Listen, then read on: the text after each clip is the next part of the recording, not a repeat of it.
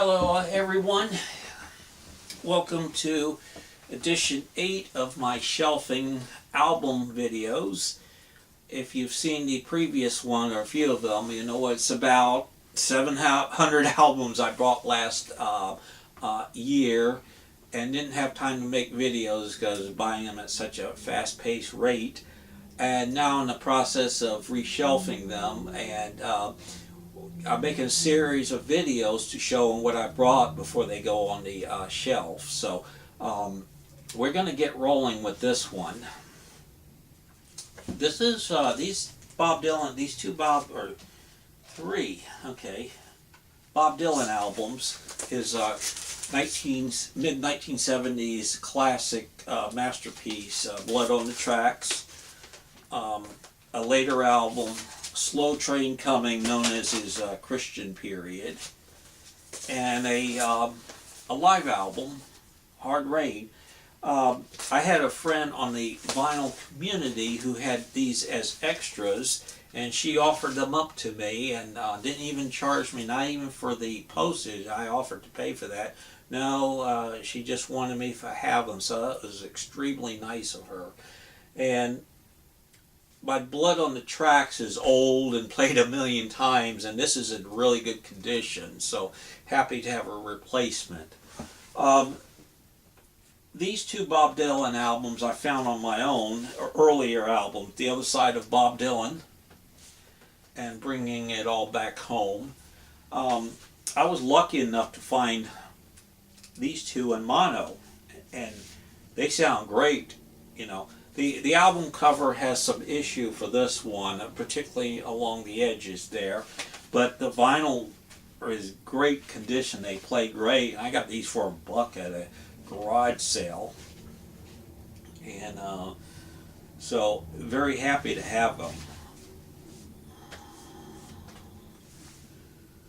Okay, we're gonna I'm gonna try to keep this like under 8 minutes. So these are like 50 cents to $1 fine. Michael McDonald, I'm not really a huge fan. I like some of the songs on it, and for 50 cents, why not? This is his If That's What It Takes. Oh, very happy to find this album here. This is, I think in 1980, what year did this come out? Yeah, 82 release, Gone Troppo, and by George Harrison. And when it came out, it was a commercial flop, really disappointing for George. And he didn't make another album for 5 years, and that album turned out to be Cloud 9, which was a major success. But Gone Troppo did not do so well. I don't think it had a good single to promote it. Wake Up My Love, it's too da-da-da-da, you know, throughout, you know, they kept using that. And but the album is pretty good, not one of his best, not one of his worst. I think it's better than Extra Texture or Dark Horse.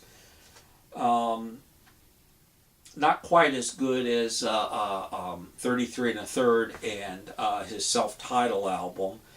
And of course, except for Cloud 9 and maybe Brainwash, All Things Must Pass, those are the quintessential George Harrison album. So, and then 33 1/3, his self-titled album, this would go below that, okay? And with Dark Horse and Extra Texture at the bottom, those last two albums, they had their moments, but anyway, this is in mint condition. Got it. They marked this up a little bit, $3.99. Some of these thrift stores are getting a little ridiculous. They think they're record dealers now. Geils band Freeze Frame, their big commercial hit.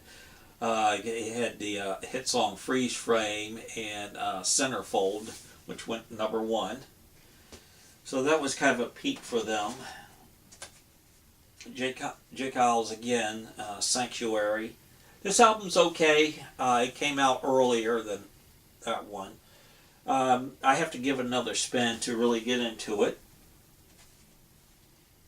The Best of the Doobie Brothers, Volume 2, and we just looked at Michael McDonald, so this album is more of a Michael McDonald influence Doobie Brothers, which is okay. Now for some Yacht Rock. I have to give this album a listen to. I've heard the singles, which I love, so I want to give it a full attention. It may be too wimpy for me, but I did like the song Sailing and Ride Like the Wind. Okay, we're approaching near the end. Always good to get some Cale, okay? And naturally, you got the possum there.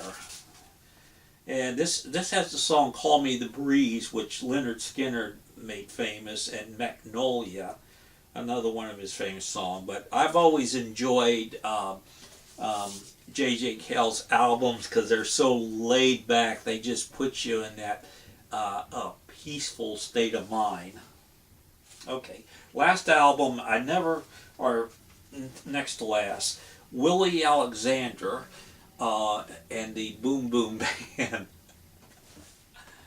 Never heard of them. I bought this from a private person, and I listened to it. I was a bit intrigued, and we came to a conclusion. Bar band, got signed to a record company. They put out this album, maybe sold moderately, and could not follow up, and record company said bye-bye.